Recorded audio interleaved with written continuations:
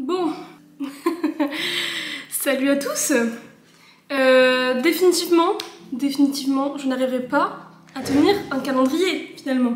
Je n'arrive pas à vous faire une vidéo par semaine et ce n'est pas tout simplement parce que je n'ai pas d'idée ou parce que je n'ai pas le temps, mais tout simplement parce que je ne suis jamais satisfaite de ce que je fais.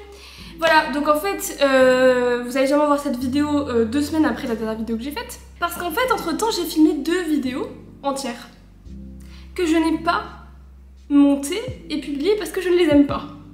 Voilà, donc maintenant tout de suite, des petits extraits de ces vidéos que vous ne verrez jamais.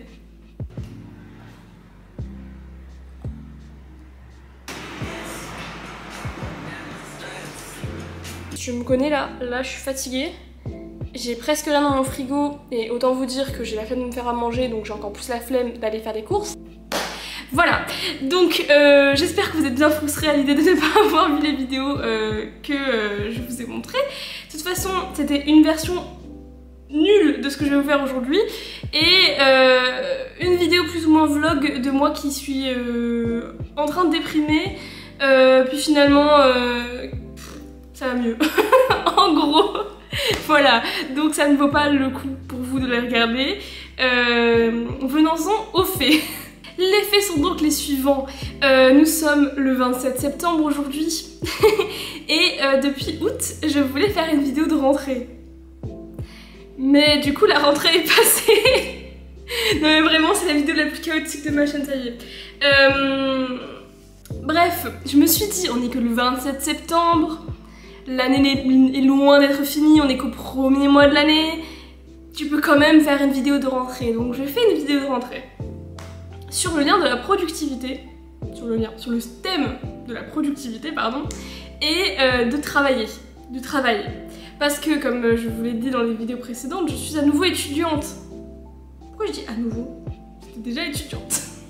J'ai jamais arrêté d'être étudiante en fait. Disons que pendant 1 an et demi, je ne suis pas allée en classe vu que j'avais des cours en ligne. Et donc du coup, je reviens à la vie d'étudiante normale entre guillemets, où je vais en cours, etc. J'ai des examens, tout ça. Je me suis dit pourquoi pas faire une petite vidéo sur la productivité et sur comment bosser, puisque de toute façon, même moi je dois me remettre dans le bain.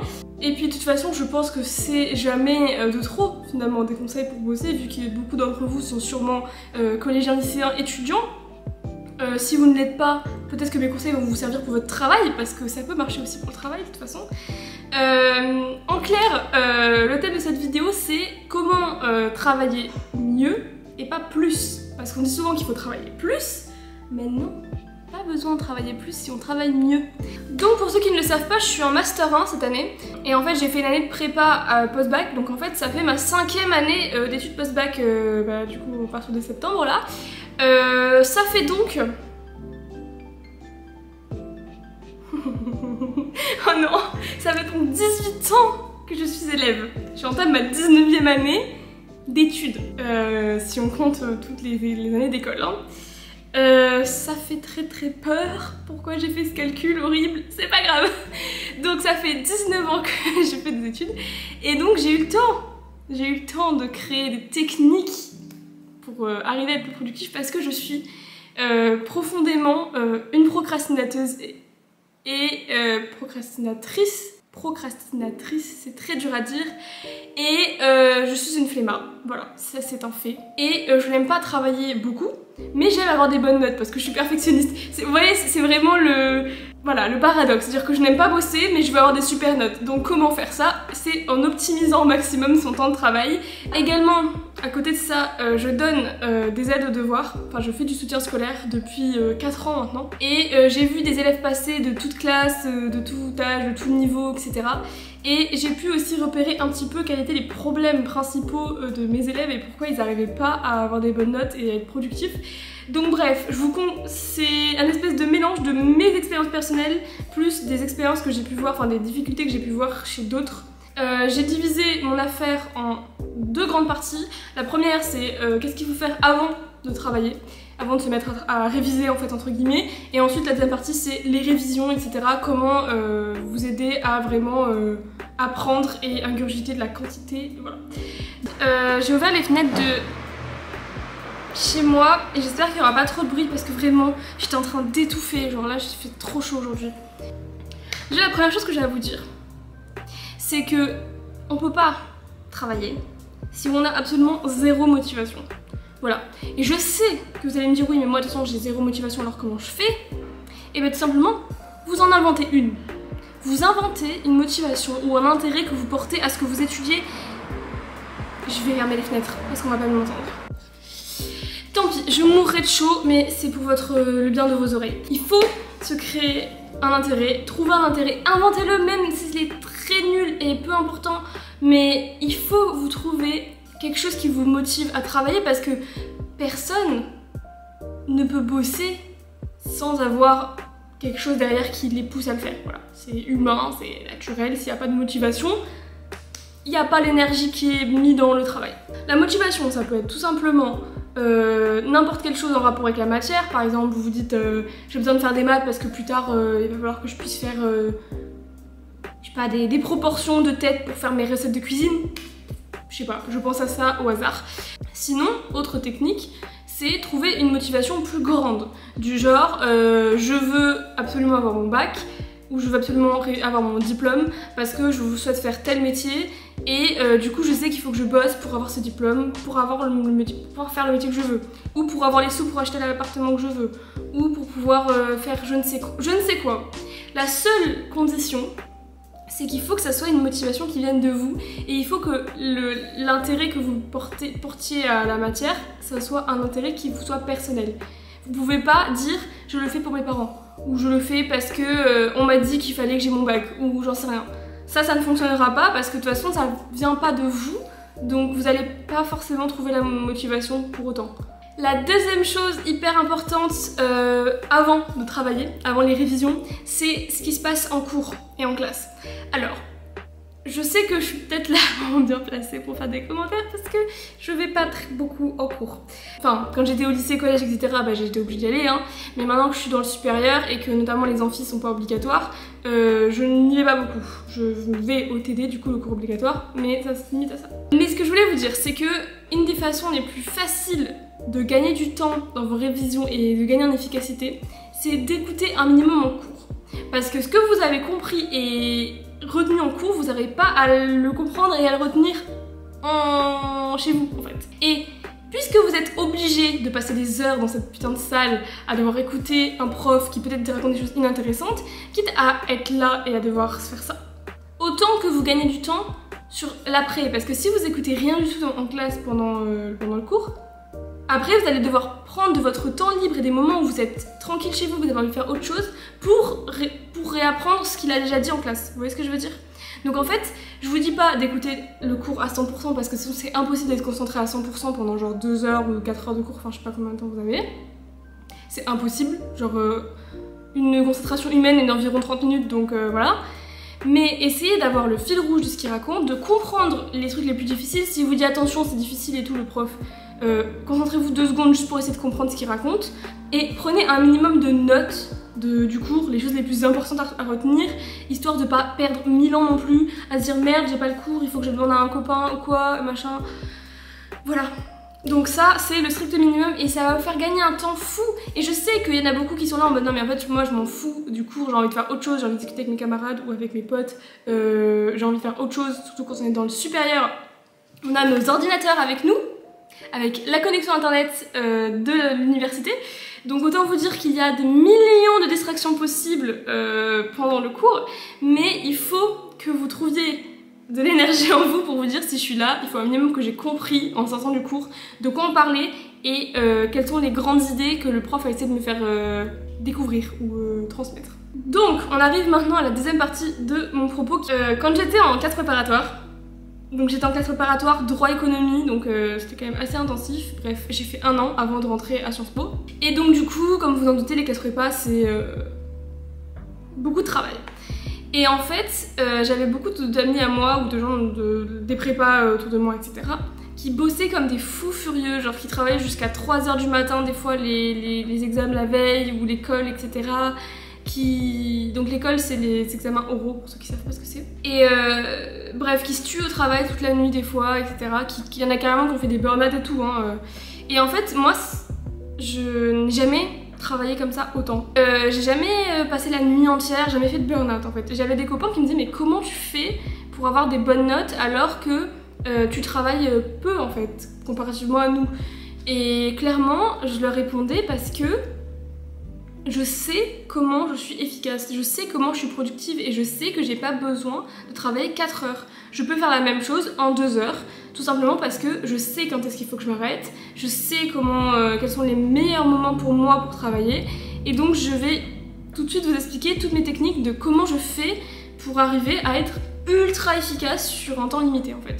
Donc la première des choses, hyper importante et qu'il y a plein de gens qui font même pas en fait, mais c'est que vous devez absolument trouver et vous intéresser à comment vous apprenez.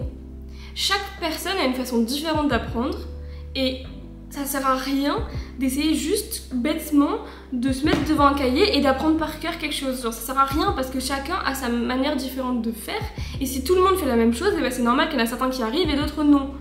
La première chose hyper importante, c'est de savoir quelle est votre mémoire. Comment vous retenez? Est-ce que vous avez une mémoire visuelle ou auditive? Et ça, c'est hyper important. Tout le monde a une mémoire, tout le monde a les deux, hein, mais il y en a qui, donc chacun a une prédominance de l'un ou de l'autre, qui fait qu'il y a certaines personnes qui retiennent beaucoup mieux en lisant, avec des couleurs par exemple sur des fiches, avec des mémotechniques visuelles, des schémas ou des trucs comme ça. Et il y en a d'autres qui ont une mémoire auditive, c'est-à-dire qu'ils vont mieux retenir quand ils l'entendent. Donc ça veut dire que c'est des gens qui doivent le réciter à voix haute, qui doivent entendre par exemple des podcasts ou des vidéos peut-être où quelqu'un réexplique à l'oral, etc. Si vous avez une mémoire auditive et que vous passez votre temps à faire des fiches de couleurs et essayer d'apprendre par rapport à la lecture, vous allez galérer mais 1000 fois plus que si vous écoutiez ou que vous récitiez à voix haute en fait. Donc ça c'est la première chose hyper importante à savoir, sachant qu'il y a des petits tests je crois sur internet pour savoir si vous avez des tests de mémoire visuelle ou auditive. De toute manière, il y a un truc très simple à tester pour savoir si vous avez une mémoire visuelle ou auditive. Si je vous dis le mot cascade, est-ce que vous voyez le mot cascade écrit dans votre tête ou est-ce que vous entendez le bruit de la cascade? Ça c'est un petit test classique. Après il y a d'autres façons de savoir si vous avez une mémoire auditive ou visuelle, mais déjà ça peut vous aiguiller un petit peu pour savoir. La deuxième chose, c'est d'identifier à quels horaires de la journée vous êtes les plus productifs. Par exemple si vous êtes le week-end et que vous vous dites je vais travailler le vendredi soir plutôt que le samedi matin, alors que vous savez que vous êtes plus productif le matin, c'est une perte de temps. Vaut mieux que vous passiez votre soirée vendredi soir libre, que vous allez voir des copains, et que le samedi matin vous travaillez. Ça c'est vraiment un truc essentiel. Je veux dire, moi je sais que par exemple, à partir du moment où la nuit tombe, je suis inefficace. Et ben je travaillais entre midi et 2, je travaillais quand je rentrais des cours directement, ou le week-end, etc. Mais je sais qu'après 19h, il faut que, ou 20h, je sais pas, ça dépend de si c'est l'hiver ou l'été. Bref, quand la nuit tombe, je ne peux pas travailler, tout simplement parce que mon corps est en mode sommeil. De la même manière, ça sert à rien, et ça je vais en reparler après, de s'acharner au niveau travail. C'est-à-dire que quand vous sentez que votre concentration décroche, ça ne sert à rien de s'acharner pendant 3 heures sur un cours que vous n'arrivez pas à retenir parce que vous êtes trop fatigué. En fait, si votre corps il vous fait genre, là je décroche, et bien faites une pause. Si vous savez à peu près combien de temps est votre concentration, je vous conseille de mettre un minuteur quand vous travaillez. Et en gros, par exemple, je sais plus comment ça s'appelle, mais c'est une technique d'étude. Mais en fait, vous mettez par exemple un minuteur de 30 minutes et toutes les 30 minutes, vous faites 5 minutes de pause. Puis vous revenez, histoire de rebooter votre concentration en fait. Et moi, je l'ai fait à une période, mais de toute façon, naturellement, je sais quand est-ce que ma concentration décroche. Mais tout ça pour vous dire que au fur et à mesure du temps que vous allez travailler, de toute manière votre corps va être de plus en plus concentré, de plus en plus longtemps. Mais c'est super important que vous soyez à l'écoute de votre corps parce que sinon, plus vous allez tenir dans le temps en mode des heures et des heures à travailler alors que vous êtes fatigué, moins vous allez être productif. Ensuite, quand on parle un peu plus de contenu et donc pas seulement de façon d'apprendre, ce que je dis toujours à mes petits élèves, c'est essayer de comprendre avant d'apprendre. Et je sais que c'est peut-être le conseil le plus lambda de la terre, mais vraiment, c'est impossible, ou c'est du moins super difficile, d'apprendre par cœur quelque chose que vous ne comprenez pas. Parce que ça, c'est la perte du temps la plus grande, parce qu'en plus, si vous apprenez bêtement et qu'après au contrôle ou à l'évaluation ou au partiel, on vous met un exercice qui vous demande de réfléchir sur le cours, vous allez vous retrouver comme des débiles à pas pouvoir réfléchir sur le cours parce que vous n'avez pas compris. Donc la première des choses, et si vous devez faire une seule chose parce que vous êtes à la bourre pour réviser, essayez de comprendre. Ensuite, troisième point, c'est de vous concentrer sur les attentes des profs. Parce que moi je fonctionne que comme ça. Je passe plus de temps à organiser comment je vais travailler et ce qu'on attend de moi qu'à travailler vraiment. En fait, une évaluation c'est un jeu. Une évaluation c'est une énigme à remplir si vous voulez, c'est un petit problème. On vous donne quelque chose à faire et on attend de vous que vous répondiez de telle manière. Donc des fois, ça sert à rien d'apprendre en quantité des choses. Tout ce qu'il faut que vous sachiez, c'est qu'est-ce que va vous donner le prof à l'évaluation et qu'est-ce qu'il attend de vous. Par exemple, si c'est de l'histoire et qu'on va vous demander de reproduire une frise chronologique, là, il faut juste que vous appreniez par cœur et que vous recrachiez par cœur et que vous sachiez parfaitement la frise. Ok, c'est simple. Maintenant, si vous donne une rédaction, c'est pas la même chose. Peut-être qu'il attend de vous que vous réfléchissiez sur la question, que vous ayez du recul sur les événements. Peut-être qu'il attend de vous que vous fassiez hyper attention à l'orthographe et à la façon dont vous allez écrire, que vous sachiez expliquer les faits historiques, etc. C'est pas du tout la même façon de réviser. Vous n'allez pas apprendre par cœur bêtement les faits historiques. Vous allez essayer de comprendre ce qui se passe. Vous allez essayer de savoir réexpliquer à quelqu'un d'autre. Il faut que vous sachiez qu'est-ce qu'on va vous donner comme exercice à l'évaluation. Parce que votre façon de travailler doit dépendre de ce qu'on attend de vous, tout simplement. Ensuite, deux petits conseils qui sont un peu reliés au fait d'optimiser la concentration, etc. mais que moi je recommande à 100%. Après, ça peut peut-être pas forcément marcher pour tout le monde, mais moi ça marche très bien pour moi. C'est d'abord se donner des objectifs de moyenne par matière. Des objectifs raisonnables, hein, parce que si vous avez genre 10 de moyenne en physique par exemple, et que vous dites bah, prochain trimestre ou semestre, je vais avoir 18, vous allez juste vous générer un stress de fou, ça va être super compliqué. Donc juste vous inciter à la progression et vous donner des objectifs un peu plus grands chaque mois et chaque semestre, histoire d'avoir un objectif. Autre chose que je fais, et ça va peut-être un peu... ça va peut-être faire controverse finalement, peut-être débat dans les commentaires, je ne sais pas. Mais moi je fonctionne uniquement sur un temps limité. C'est-à-dire que je travaille beaucoup sous stress et je travaille beaucoup à la dernière minute. Mais pour une simple raison, qui est que je suis bien plus efficace quand c'est la dernière minute. Parce que mon cerveau est obligé d'aller vite et je suis obligée de me dépêcher. Donc du coup je suis beaucoup plus productive. Alors je ne le conseille pas pour tout le monde parce qu'il y en a pour qui ça va générer beaucoup de stress. Mais ce que je vous conseille quand même, c'est quand vous avez un devoir à rendre, par exemple un DM, vous avez des exercices à faire, des devoirs, etc. Mettez-vous un timer et dites-vous je le fais en tant de temps. Pourquoi ? Parce que par exemple, quand je vais être en examen, une dissertation, je vais la faire en 3 heures. Okay, en 3 heures, c'est plié. C'est-à-dire que j'ai fait tout mon brouillon, j'ai tout rédigé, c'est fini, j'ai fini ma copie en 3 heures. Maintenant, si je suis chez moi et que je traîne, que je mets pas de timer, etc., je peux faire cette dissertation en une journée entière. Mettez-vous, genre par exemple, à travailler juste avant que vous ayez un truc à faire. Genre par exemple, dites-vous, il faut que j'aille au cinéma avec une pote à telle heure. Donc du coup, je me mets à travailler 2 heures avant et il faut que j'ai fini ça avant de partir. Histoire d'avoir un temps qui vous pousse à finir le truc rapidement. Comme ça, vous allez voir que vous allez gagner vachement de temps.